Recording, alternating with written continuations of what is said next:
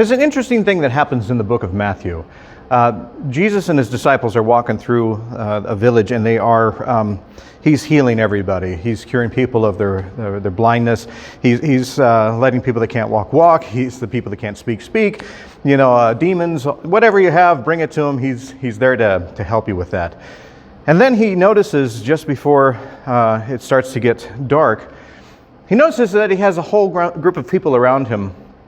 And they haven't thought about it. They haven't thought about food. They haven't thought about anything like that. They've just been following him, and now they're kind of stuck out there. And he turns to his disciples and he says, you know what? I have compassion for these folks. Before they go home to their villages or whatever, can't we give them something to eat? Well, the disciples, kind of the story. It's in almost every dramatic representation.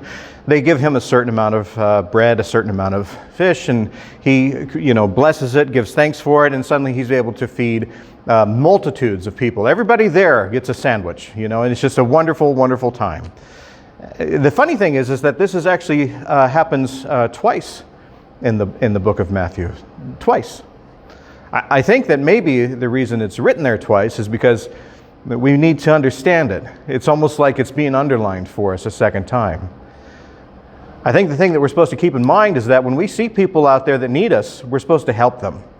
You notice that in this book, in this particular story, it never says who they are.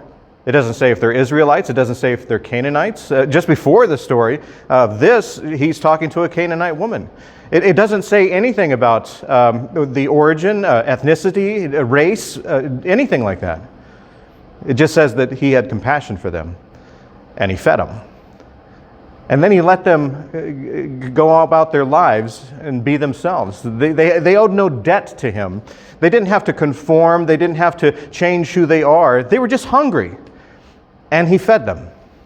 And then he let them go about their way. It's in the book of Matthew twice. Perhaps we can learn something from that. Perhaps stories like this will help us to learn more to love God, to love ourselves, and to love our neighbor, which is everyone.